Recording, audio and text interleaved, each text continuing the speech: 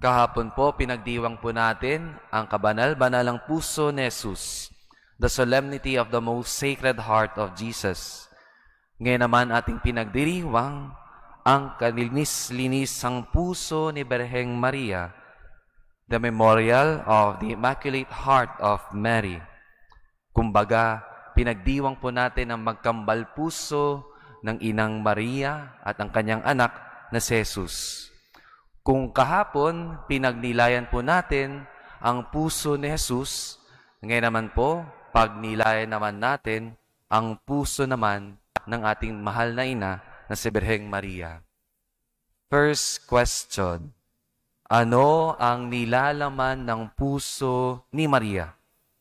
Ang sagot, narinig natin sa pinakadulo ng ating mabuting balita na narinig ngayon. We have heard, His mother kept all these things in her heart.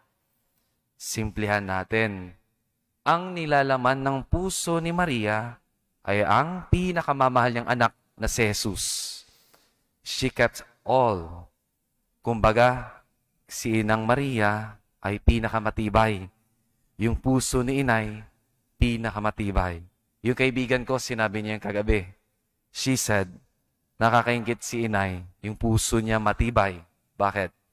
She kept all, lahat-lahat. Yung saya, yung lungkot, yung sakit, yung pag-aalala, yung paghihirap, lahat-lahat itinago niya sa kalinis-linisang puso niya. Lahat ng mga pinagdaraanan ng kanyang anak, naramdaman niya rin. Hindi po ba lahat ng nanay, ganun din ang nadarama sa kanilang anak? Kung ano ang pinagdaraanan ng mga anak, ganun din ang pakiramdam ng ina. Kaya tanong ko po sa inyo ngayong araw, ano po ang nilalaman ng inyong puso? Sino po ang nasa puso ninyo? Kung bubuksan po ang inyong mga puso, ano po o sino po ang makikita? Sama ng loob, galit, o stress. Biro ng iba, baka may kolesterol na po yung mga puso ninyo, kakakain natin. Ano po ang laman ng inyong puso? Sama ng loob o galit at puot ng nakaraan?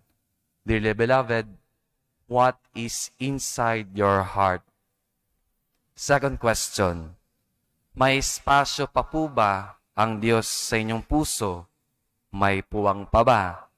O baka puno na po ito at di na makapasok si Jesus.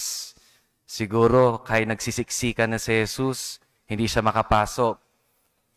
Pero kung titignan niyo po ang imahe, maliban po sa image of Sacred Heart of Jesus, lalo na po ang image ng ating mahal na ina, ng ating mahal na inang Berheng Maria, kung titignan niyo po ang estatwa niya, the Immaculate Heart of Mary, ano po ang kapansin-pansin?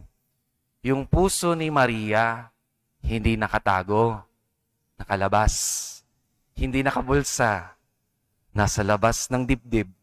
Minsan nga po yung mga ibang imahe ng Immaculate Heart of Mary, hawak-hawak ni ang ating Inang Maria, nasa labas. Ano pong ibig sabihin nito? Ang puso ni Maria at ang pag-ibig niya ay nakalaan para sa ating lahat. Hindi nagtatago, hindi nakatago, nakalabas. Her love is such that she cannot contain within. Hindi mapigilang itago ni Maria. Nakalabas ito. Hindi niya pinagdadamot. Bukas puso, minamahal niya ang bawat isa, katulad ng Diyos para sa sanlibutan. Kaya mga kapatid, ang ikalawang imbitasyon sa atin ay huwag niyo pong itago ang inyong mga puso. Ilaan ninyo. Huwag kayong magdamot. Ang totoong nagmamahal, bukas puso, hindi nakasara. Kaya katulad ni Inang Maria, sana maghari sa atin ang mga puso natin kay Jesus lamang. Hindi nakatago, may espasyo para kay Jesucristo. Now in silence we pray.